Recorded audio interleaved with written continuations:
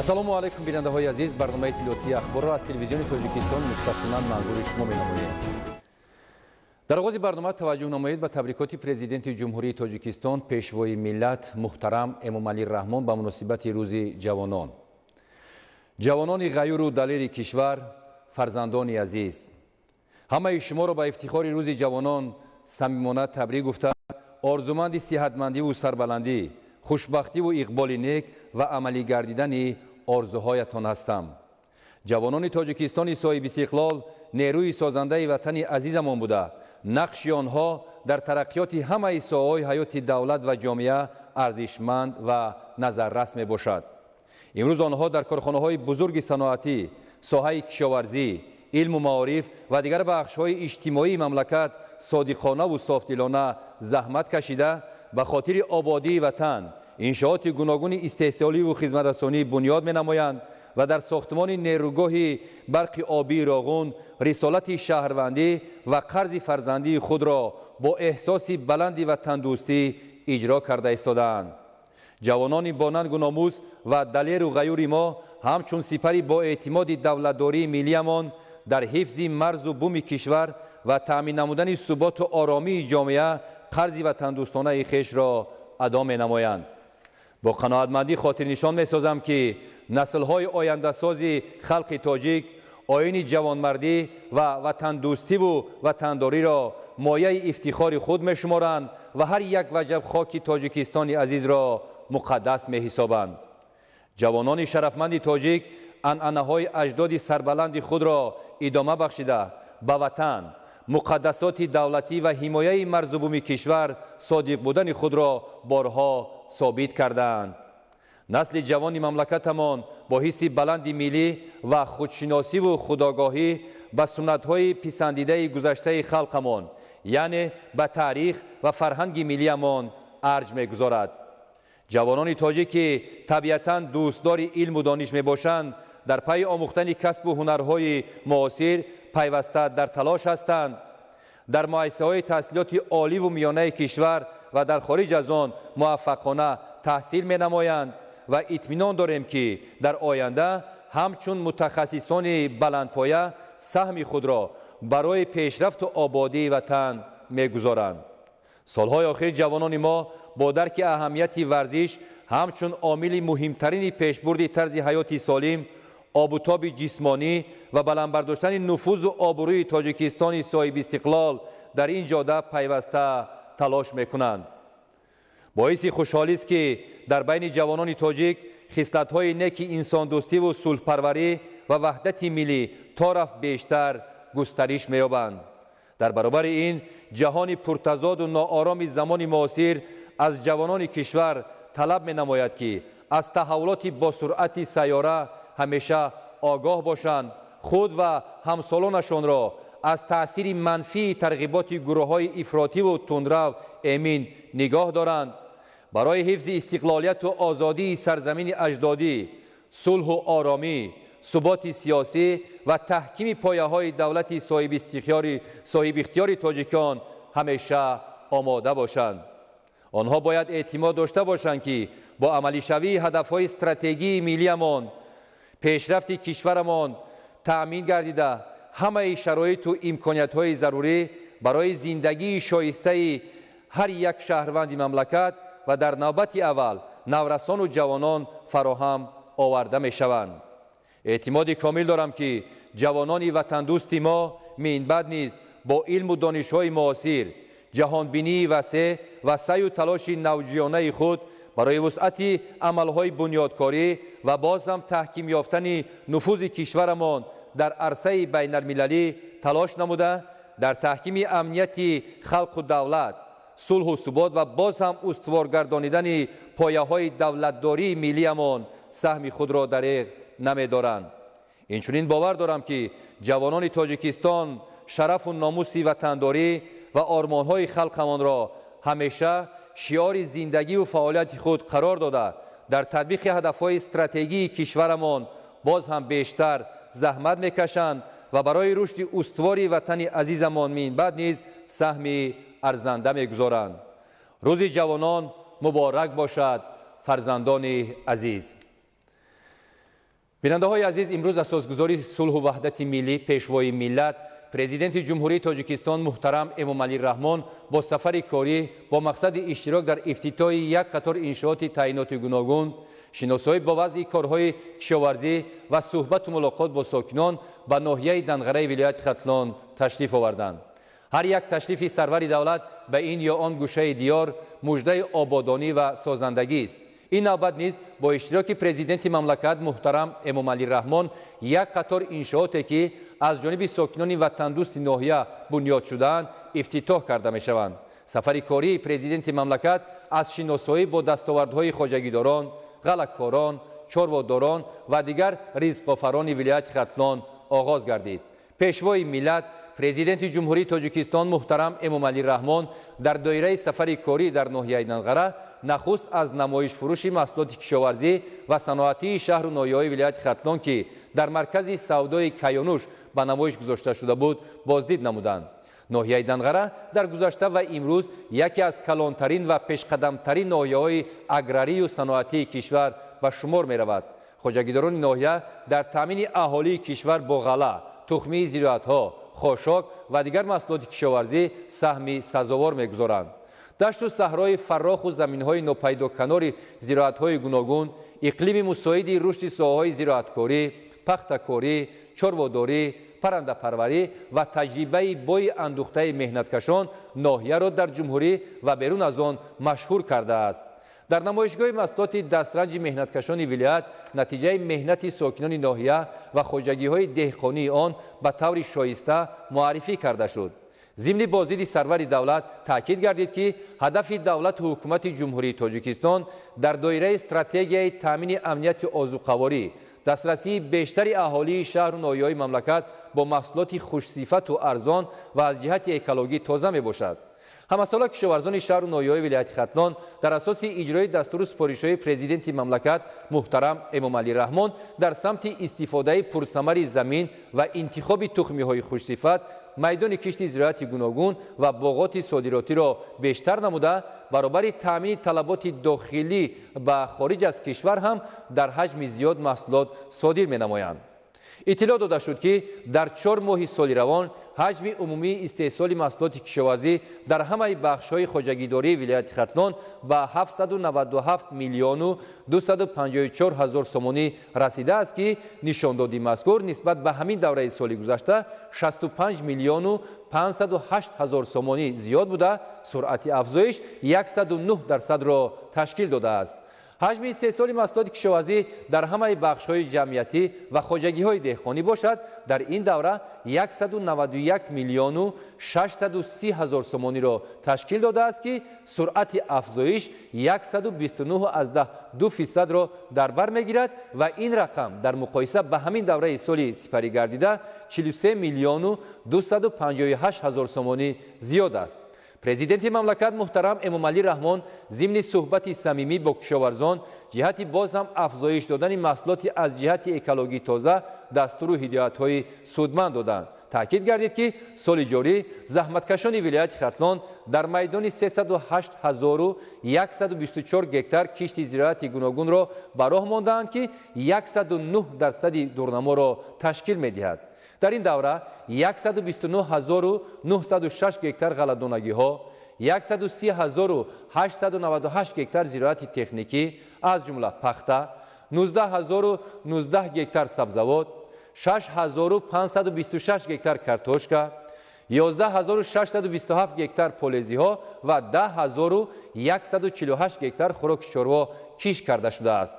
то имрӯз ҳосили 500 гектар ғалазор ҷамъоварӣ гардидааст ки кишоварзон 1750 тонна маҳсулот ба даст овардаанд ва ин нишон дод нисбат ба ҳамин давраи соли гузашта 760 тонна зиёд мебошад.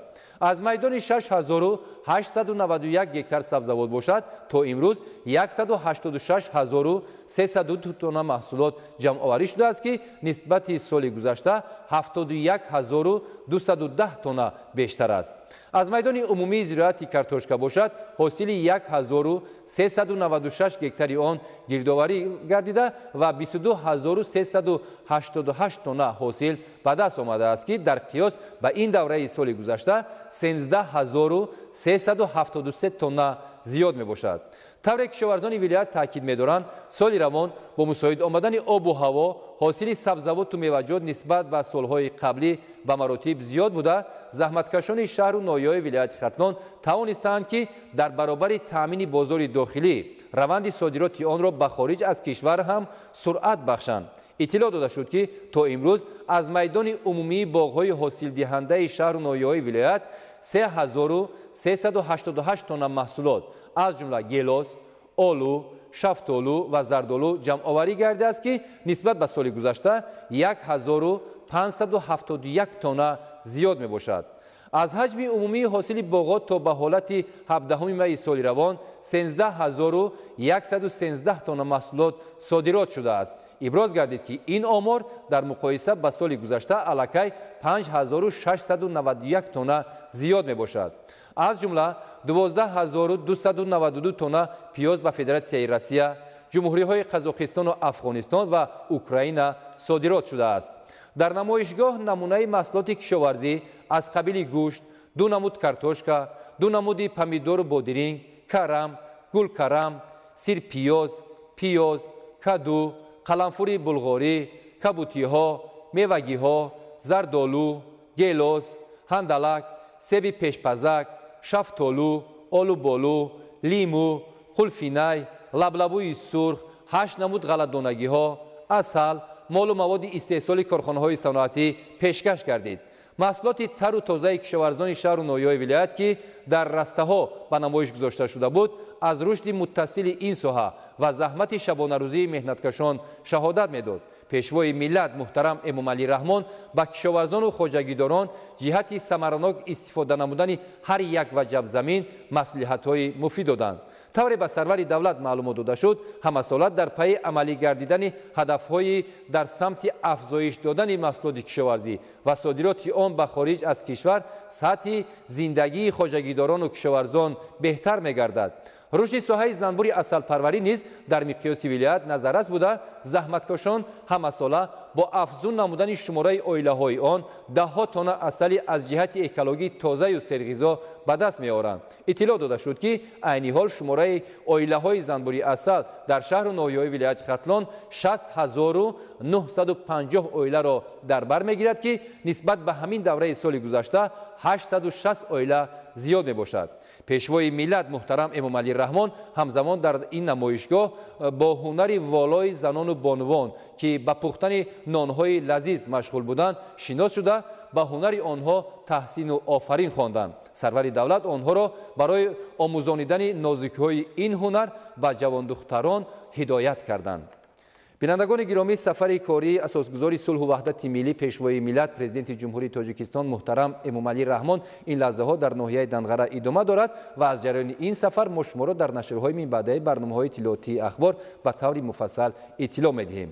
тавре ки таъкид карда шуд, ноҳияи Данғара дар гузашта ва имрӯз яке аз калонтарин ва пешқадамтарин ноҳияҳои аграрию саноатии мамлакат ба ҳисоб рафта, нақши он дар таъмин ва таҳкими амнияти озуқаворӣ хеле зиёд аст. дашту саҳрои фарроху заминҳои нопайдоканори зироатҳои гуногун, иқлими мусоиди рушди соҳаҳои зироаткорӣ, пахтакорӣ, чорводорӣ, паррандапарварӣ ва таҷрибаи бои андӯхтаи меҳнаткашон ноҳияро дар ҷумҳурӣ ва берун аз он машҳур кардааст. бо фаъолияти дастаҷамъонаи сокинон ва 1823 хоҷагии деҳқонию кооперативҳои истеҳсолии ноҳияи Данғараи вилояти Хатлон бозори истеъмолии мамлакат таъмин ва дар самти расидан ба яке аз ҳадафҳои стратегии ҳукумати ҷумҳурии Тоҷикистон таъмини амнияти озуқаворӣ қадамҳои устувор гузошта мешавад. ноҳияи Данғара яке аз калонтарин ноҳияи кишоварзӣ ба ҳисоб рафта, хоҷагидорону кишоварзонаш бо ба даст овардани ҳосили баланд ин ноҳияи вилояти Хатлонро ҳам дар қаламрави ҷумҳурии Тоҷикистон ва ҳам берун аз он шӯҳратёр намудаанд. дар замони соҳибистиқлолӣ кишоварзону хоҷагидорон бо ҷонибдорӣ аз сиёсати муваффақонаи роҳбарияти давлат ва ҳукумати ҷумҳурии Тоҷикистон кӯшиш доранд ки бо заҳмату талошҳои пайваста шӯҳрати пешинаи ноҳияи Данғараро ҳифз намоянд. кишоварзони ноҳияи Данғара дастур супоришҳои пешвои муаззами миллат асосгузори сулҳу ваҳдати миллӣ президенти маҳбуби кишвар муҳтарам Эмомалӣ Раҳмонро сармашқи кори худ дониста кӯшиш ба харҷ доданд ки бо омадани боду ҳавои мусоид коркарди тамоми намуди зироатҳои кишоварзӣ тухмӣ ба сифат коркарди агротехникӣ ғизодиҳӣ нуриҳои минераливу органикиро сари вақт гузаронида имсол ҳосили хуби зироатҳои ҳосили баланди зироатҳоро таъмин кардааст. ба ғайр аз таъминоти худӣ мо метавонем ки бо ҳосили баланди зироатҳо ҳам содироти дохилӣ ва ҳам содироти берун аз кишварро таъмин намоем. дар ноҳияи данғараи вилояти хатнун 3744 гектар замини корам мавҷуд мебошад ки аз ин 10222 гектарашро заминҳои обӣ ташкил медиҳад. ба даст овардани муваффақияти бештар, афзоиш додани истеҳсоли маҳсулоти гуногуни кишоварзӣ ва қонеъсозии талаботи бозори истеъмолӣ аз ҳадафҳои аслии кишоварзони ноҳияи данғара дониста мешавад. ҳамин аст ки то имрӯз дар ин ноҳияи кишоварзии Тоҷикистон дар масоҳати 19129 гектар гандум, 3027 гектар ҷав, 300 гектар лӯбиёгиҳо, 443 гектар картошка, 965 гектар сабзавот ва 420 гектар полезӣ кишт карда шудааст.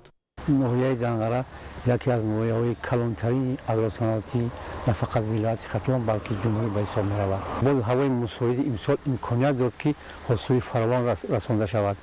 ба ҳисоби пешакии мутахассисон имконияти аз заминҳои обӣ гирифтани 50 сентнер ва аз заминҳои лалмӣ 30 сентнер ҳосил мебошад. ҳамаи ин вобаста ба агротехника, тухми хушсифат, муҳлати кишт вобастагӣ калон дорад.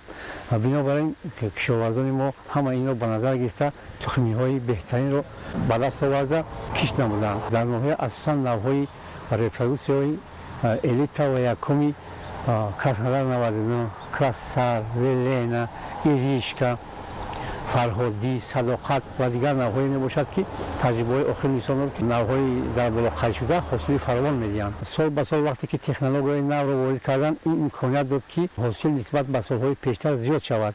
имрӯзҳо дар ноҳияи данғараи вилояти Хатнун фаъолияти хоҷагӣ ва кооперативҳои истеҳсолӣ самтҳои гуногуни кишоварзиро дар бар гирифта ҳосили ба даст омада хоҷагидорону кишоварзонро ҳавасманд намуда онҳо ба таҳкими соҳа таваҷҷӯҳи махсус зоҳир кардаанд.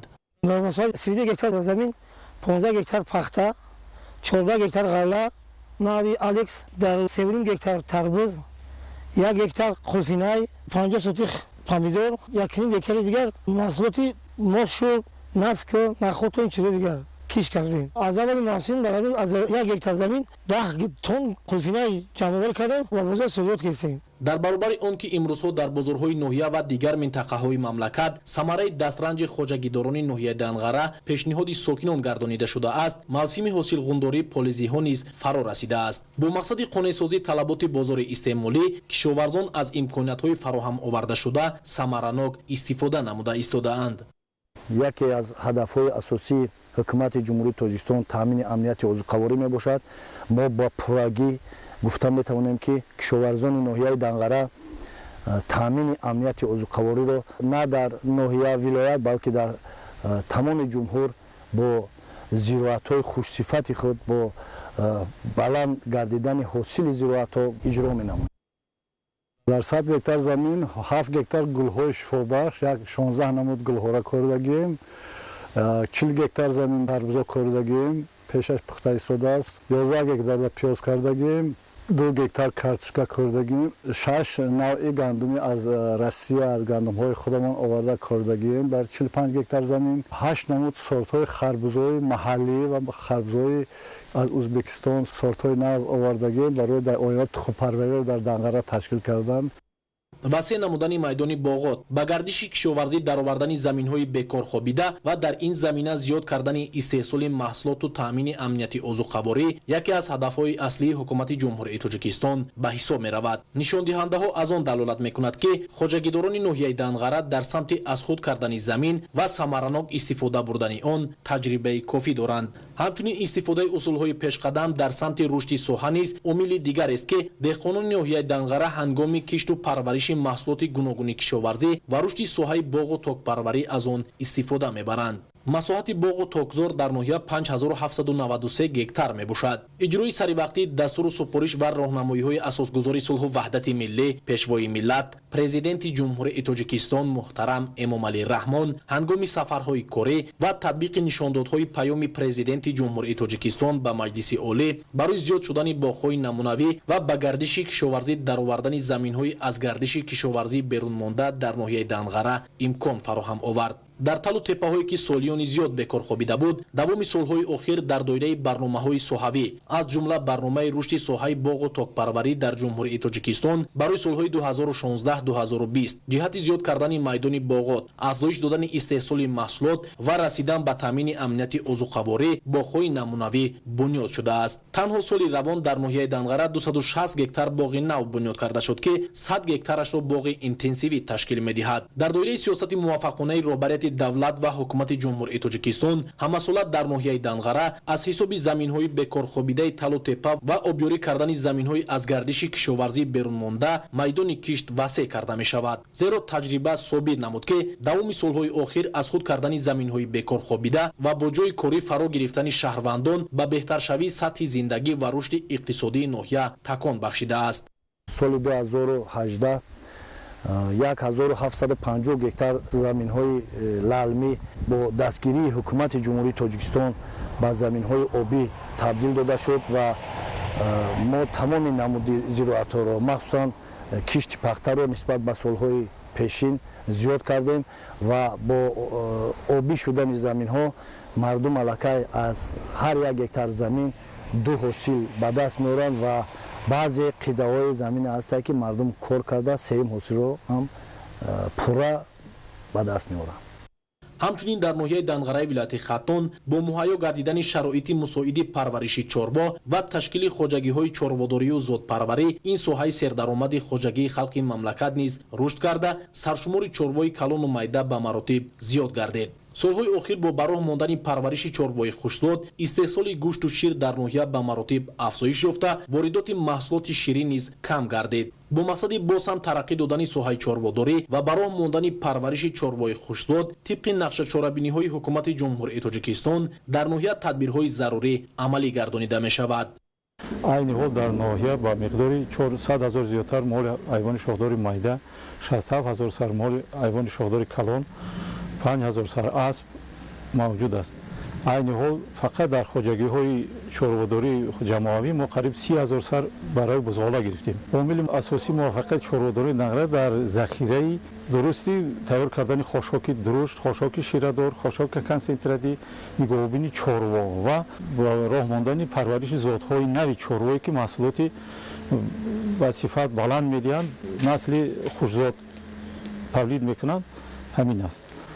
чорводорӣ ки яке аз соҳаҳои сердаромад ба ҳисоб меравад, парваришу нигоҳубин ва хушзодкунии он низ нозукиҳои хоси худро дошта заҳмати зиёд талаб мекунад. асоси муваффақияти хоҷагиҳое ки дар ин самт ба дастовардҳо ноил шудаанд истифодаи технологияи нав, бордоркунии сунъии чорво, нигоҳубин ва риояи дигар нозукиҳои соҳа ба ҳисоб меравад. дастгирии пайвастаи роҳбарияти давлату ҳукумати ҷумҳурии тоҷикистон ва амалишавии барномаҳои соҳавӣ аст ки дар як муддати кӯтоҳ фаъолияти хоҷагиҳои зотпарварӣ рушд намуда имрӯз аллакай ҳамагон барои бароҳ мондани парвариши чорвои майдаю калони хушзод таваҷҷӯҳи бештар зоҳир карда онро дар амал татбиқ мекунанд.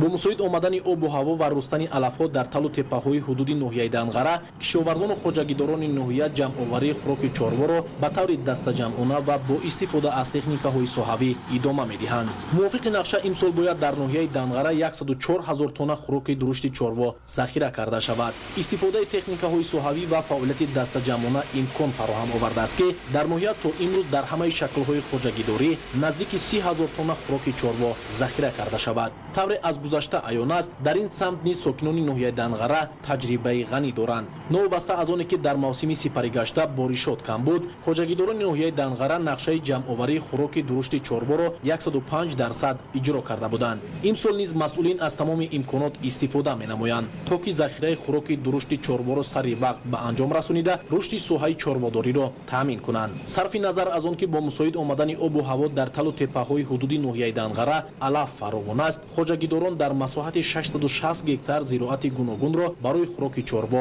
кишт намудаанд. این خشکی که در ناحیه دنقره موجود است ما نقشه داریم که همین چرواداران عموما خواجگیداران ناحیه دنقره به مقدار ذخیره 2 ساله خشک چوروا رو ذخیره کنیم که عامل ها برای پیشبرد ساحه چرواداری در آینده برای دستگیری خواجگی دهقانی و پس کردن بلندروی نرخ بسیار گرچه محصولات کشاورزی یا که گوشت و تخم و دیگر محصولات چرواداری آورده میرساند. мин баъд низ кишоварзони ноҳияи данғара бо мақсади афзун намудани дастовардҳои истеҳсолӣ, гирифтани ҳосили баланд, ба шуғл фаро гирифтани мардум, ғанӣ намудани бозори истеъмолӣ ва содироти маҳсулоти кишоварзӣ бо роҳандозии тамоми имконоти мавҷуда дар асоси дастуру роҳнамоиҳои роҳбарияти давлату ҳукумати мамлакат амал намуда ин соҳаи муҳими хоҷагии халқро рушд медиҳанд. Самандар Искандарзода, Бобоалӣ Тағозода, Ахбор. бинандаҳои азиз, тавре дар оғози барнома иттилоъ додем сафари кории асосгузори сулҳу ваҳдати миллӣ пешвои миллат президенти ҷумҳурии Тоҷикистон муҳтарам Эмомалӣ Раҳмон ин лаҳзаҳо дар шаҳру ноҳияи вилояти Хатлон идома дорад ва имрӯз асосгузори сулҳу ваҳдати миллӣ пешвои миллат президенти ҷумҳурии Тоҷикистон муҳтарам Эмомалӣ Раҳмон дар ноҳияи Данғара аз намоиши чорвои хушзоти хоҷагиҳои чорвопарварии шаҳру ноҳияи вилояти Хатлон дидан намуданд. Хоҷагиҳои зотпарварии шаҳру ноҳияи вилоят дар маркази савдои Каёнуш намунаи чорвои хушзоти хурду калон ва намудҳои гуногуни паррандаю моҳӣ ва дигар дастовардҳоро ба президенти мамлакат муҳтарам Эмомалӣ Раҳмон дар ин намоишгоҳ муаррифӣ карданд. мақсад аз намоиши дастовардҳои соҳаи чорводорӣ ки дар партави дастуру ҳидоятҳои бевоситаи президенти мамлакат муҳтарам Эмомалӣ Раҳмон доир гардид, муаррифии бештари дастовардҳои хоҷагиҳои чорводорӣ ва бадин васила мусоидат ба таъмини амнияти озуқаворӣ мебошад.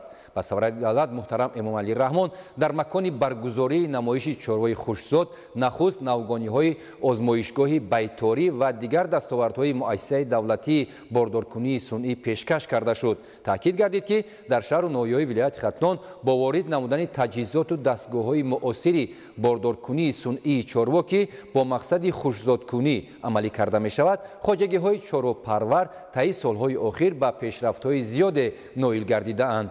дар намоишгоҳ хоҷагиҳои чорвопарварии вилояти Хатлон зиёда аз 150 сарчорвои калони зотҳои шветсу, зебумонанд, сиёҳалло, сементал, қазоқии сарсафед, абердрин, ангус ва 630 сар моли майдаи зотҳои ҳисорӣ, қароқулӣ, тоҷикӣ, маҳинпашмии дарвозӣ ва наздики 30 сар аспи тоҷикиро ба маъраз гузоштанд. иттилоъ дода шуд ки феълан дар вилояти Хатлон 13 хоҷагии давлатию ҷамъиятӣ оид ба парвариши чорвои калони зотӣ, 13 хоҷагӣ оид ба нигоҳубини чорвои майдаи зотӣ, 2 хоҷагӣ оид ба парвариши аспи тоҷикӣ, 1 хоҷагии моҳипарварии зотӣ ва дар маҷмӯъ 29 хоҷагии зотпарварӣ фаъолият дорад ки дар таъмини бозори истеъмолӣ бо маҳсулоти хушсифати гӯшту шир мусоидати фаъол мекунанд. президенти мамлакат зимни боздид аз намоишгоҳ бо таваҷҷӯҳи махсус ба парвариши чорвои хушзоти хурду калон дастур доданд ки саршумори зотҳои манфиатовар афзун ва парвариши онҳо дар ҳамаи шаҳру ноҳияҳои вилоят васеъ ба роҳ монда шавад. ҳамчунин бо дар назардошти мавҷудияти имконоти васеъ дар самти истеҳсол ва коркарди гӯшту шир ва таъмини аҳолӣ бо маҳсулоти хушсифати онҳо дастур дода шуд ки тадбирҳо дар ин самт бояд тақвият дода шавад. тавре иттилоъ дода шуд дар ҳамаи бахшҳои хоҷагидории вилояти Хатлон ба ҳолати 1 майи соли 2019 985,544 сар чорвои калони шохдор ба қайд гирифта шудааст ки ин рақам нисбат ба ҳамин давраи соли гузашта 19263 сар зиёд мебошад. ҳамчунин дар ин давра саршумори моли майда ба 2,435,000 сар расидааст ки нишондоди мазкур дар муқоиса ба соли 2018 75,000 сар зиёд аст. чорвопарварони шаҳру ноҳияи вилояти Хатлон истеҳсоли маҳсулотро сол аз сол дар асоси иҷрои дастуру супоришҳои бевоситаи пешвои муаззами миллат муҳтарам Эмомалӣ Раҳмон афзун намуда талош мекунанд то дар таъмини ҳадафи стратегии давлату ҳукумати ҷумҳурии Тоҷикистон яъне амнияти озуқаворӣ саҳми назаррас дошта داشته باشند. تنها داوم 4 ماه سال 2019 چرواداران ولایت استحصال محصولات را به 663 میلیون و 905 هزار سومانی رساندند که این نشان داد نسبت به همین دوره سال گذشته 32 میلیون و 383 هزار سومانی زیاد است. در مجموع بنا به تاکید مسئولین ساحه سرعت افزایش استحصال محصولات کشاورزی در این دوره 109% را تشکیل داد. استحصال گوشت در همه بخش‌های خواجگیداری ولایت ختلان در زمینه اجرای دستور و هدایت‌های پیشوای ملت محترم امامعلی رحمان در سمت تأمین ساکنان مملکت با محصولات خوش‌صفت وطنی در 4 ماه سال روان به 19190 تن رسانیده شده. چرواداران 94542 تن شیر استحصال نمودند که نسبت به سال گذشته 3713 تن بیشتر میباشد. چرواداران ولایت ختلان همساله در زمینه دستورهای حکومت جمهوری تاجیکستان در سمت بی‌تلف برآوردن چاروا از زمستان و ذخیره برزیادی خوراک چاروا معرکه نسلگیری را هم با نتیجه های نظررس جنبست نموده مال خوش‌صفت به دست می‌آورند. اطلاع داده شد که در معرکه امساله نسلگیری چرواداران شهر و ناحیه‌های ولایت ختلان 9851 سرگوساله 176740 سر برای و بزغاله و 2269 سر تویچه نسل گرفتند. سرور دولت محترم امامعلی رحمان ضمن بازدید از نمونه اسب‌های خوش‌زاد که در این نمایشگاه پیشکش گردیده بود و مسئولین برای ترقی دادن ساحه اسب‌پروری و افزون نمودن شماره خواجگی‌های ساحوی دستور دادند. تاکید گردید که سرشمار اسب تا 1 می سال روان در ولایت به 58699 عدد رسیده است که نسبت به همین دوره سال گذشته 244 سر زیاد می باشد. در سالهای صاحب استقلالی یعنی استقلالیت دولتی جمهوری تاجیکستان در ولایت ختلان برابر چارواداری و پرنده پروری و ماهیداری نیز توجهی بیشتر گردیده تعداد خواجگی‌های ماهی پرور و فابریکه‌های مرغ پروری نیز سال از سال افزون می‌گردد. ضمن بازدید پرزیدنت مملکت محترم امامعلی رحمان از گوشه دیگر نمایشگاه که در آن نزدیک 10 نمود پرنده به تماشا گذاشته شده بود ذکر گردید که فعلا در بخش‌های جمعیتی و خواجگی‌های دهقانی ولایت 11 فابریکه پرنده پروری با فراگیری نزدیک 2 میلیون سر مرغ فعالیت دارد که سال از سال استحصال تخم و گوشت پرهیزی در مقیاس ولایت افزون کرده می شود. در زمینه تطبیق برنامه‌های قبول نموده حکومت جمهوری تاجیکستان و امتیازهای پیشنهاد گردیده سال جاری پرنده پروران ولایت 28 میلیون و 587 هزار دانه تخم استحصال نمودند که نسبت به سال گذشته 1 میلیون و 798 هزار دانه زیاد می باشد. اطلاع داده شد که در ناحیه دنغره که 2 کارخانه پرنده پروری به نام کاپیراتیو تجارتی به نام رحمان جان فعالیت دارد تنها در 4 ماه سال روان 120 تن گوشت و 1 میلیون و 200 هزار تن تخم استحصال و پیشنهاد قسم‌های نظامی مملکت کرده شده است. سرور دولت محترم امامعلی رحمان ضمن بازدید از نمایشگاه به نتیجه‌های کار خواجگی‌های دولتی ماهی پروری شهر و ناحیه ولایت نیز توجه زیاد ظاهر نمودند. در شهر و ناحیه ولایت ماهی پروری نیز در زمینه تطبیق دستور و هدایت‌های به واسطه پیشوای ملت سال از سال با زیاد گردیدن خواجگی‌های ماهی پرور رشد می‌کند و برای ساکنان جای‌های نوی کاری فراهم می‌گردد. اطلاع داده شد که در حدود ولایت ختلان فعلا 221 خواجگی ماهی پرور با فراگیری میدان 2244 گکتار کل و حوضها فعالیت دارد و سال 2018 ماهی پروران 1625 تن گوشت پرهیزی استحصال و پیشنهاد ساکنان نمودند. در گوشه نمایشگاه که روند تولید اینکوباسیونی ماهی و کیرمنچه ماهی ها با سرور دولت محترم امامعلی رحمان معرفی کرده شد ماهی پروران ضمن صحبت صمیمی تاکید داشتند که سال روان با زیاد نمودن شماره خواجگی های ماهی پرور نقشه دارند که 1750 تن گوشت ماهی استحصال و پیشنهاد بازاری استعمالی خواهند کرد. چاره‌داران شهر نویایی ولایت ختلان برگزاری این گونه نمایش سطح بلندی دستاوردها را عاملی مهم و تکان دهنده و پیشرفت این ساحه افضلیتناک در مملکت عنوان نموده تاکید داشتند که در زمینه دستورهای حکومت مملکت تلاش میکنند تا در تطبیق هدفهای اساسی برنامه مجموعه‌ای رشد ساحه چاره‌داری در جمهوری تاجیکستان برای سالهای 2018-2022 سهم بیشتر داشته باشند. بینندگان گرامی، بار دیگر خاطر رسانی میکنیم که سفر کاری اساسگذاری صلح و وحدت ملی پیشوای ملت پرزیدنت جمهوری تاجیکستان محترم امامعلی رحمان این لحظه ها در ناحیه دنغره ادامه دارد و از جریان این سفر به طور مفصل ما شما را در نشرهای من بعده برنامه‌های اطلاعاتی اخبار که امروز مستقیما پیشنهاد شما می‌گردند حتما آشنا می‌سازیم. برنامه اخبار را ادامه می‌دهیم. نظام مالیوی و بانکی کشور همچون عامل مهمی رشد اجتماعی اقتصادی تاجیکستان باید به افضلیت‌های کشور و به منفعت جامعه روانه شده برای با سرمایه تامین نمودن ساحه‌های واقعی اقتصادیات، هوسمند گرداندن صاحبکاران و تاجران و عموما بلند برداشتن فعالناکی اقتصادی در جامعه، تشکیل جایهای کاری و حفظ اجتماعی اهالی خدمت نماید. برای نائل شدن به این مقصدها ضرور است که از جانب راهبریت و متخصصان و کارمندان بخش‌های بانکداری و مالیه در یکجایگی با استفاده از مهارت کسبی و مسئولیت بلند فعالیت را به راه مانند. گزارش خبرنگاران ما. بانک ملی تاجیکستان در سمت باز هم مکمل گردانیدن نظام نظارت بانکی و رعایت معیارهای مقبول از جانب تشکیلات‌های قرضی، بلند برداشتن صفت اداره‌کنی کооپراتیوی، کاهش دادن سطح خفا و کم کردن قرض‌های غیر فعال، جلب سرمایه خارجی به اقتصادیات کشور و به این وسیله پست کردن فایز قرض‌ها بهر دسترسی اهالی به واسطه‌های ارزان مالیوی، اینچنین آماده کردن متخصصان ساحه بانکداری و بلند برداشتن سویه کسبی آنها چاره‌های عملی را پرزور نموده ایستاده است.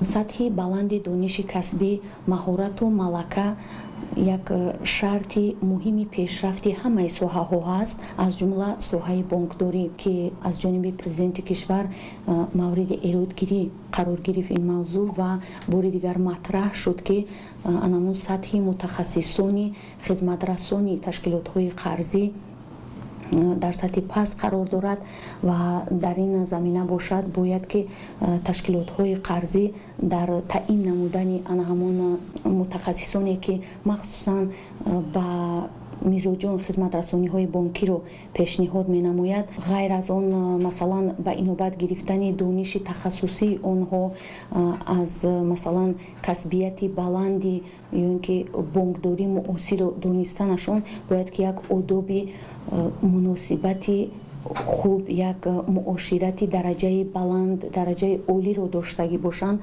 زیرا که از معاشرت خوب و از مناسبت خوبی انا همون پیشنهاد کنندگان خدمت رسانی های بانکی وابستگی دارد چگونه اهالی رو به خدمت رسانی های بانکی فرا میگیرند. مسئولین بانک ملی تاجیکستان بهر بلند برداشتن تخصصی کارمندان تشکیلات های قرضی توجه مخصوص ظاهر نموده برای بلند برداشتن ملکه خوبی کاری داشتن و ضمن تعیین نمودن متخصصان خدمت رسانی بانکی فهمیش آنها عاید به نوآوری‌های بانکداری معاصر، اینچنین مهم بودن آداب مناسبت و معاشرت با مشتریان ضمن پیشنهاد خدمت رسانی‌ها و کاربری در بین اهالی را درست درک نمایند. رهبریت بانک ملی تاجیکستان راجع به زیاد کردن تعداد زنها در امور بانکی وظیفه‌گذاری نموده، زیاد گردیدن زنها را در تشکیلات‌های قرضی کشور به منفعت ارزیابی می‌نمایند.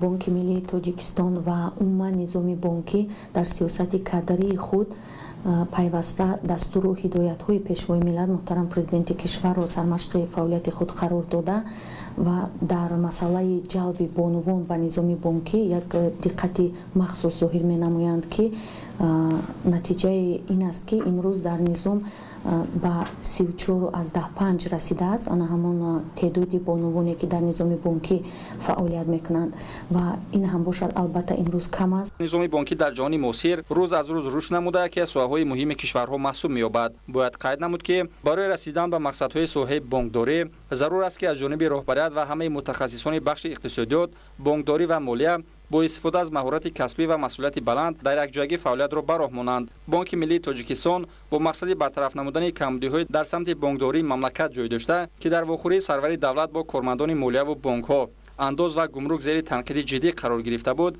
نقشه چاره‌بینی‌ها را تهیه نموده برای برطرف نمودن آنها به مؤسسه‌های قرضی کشور سپارش‌های مشخص داده است.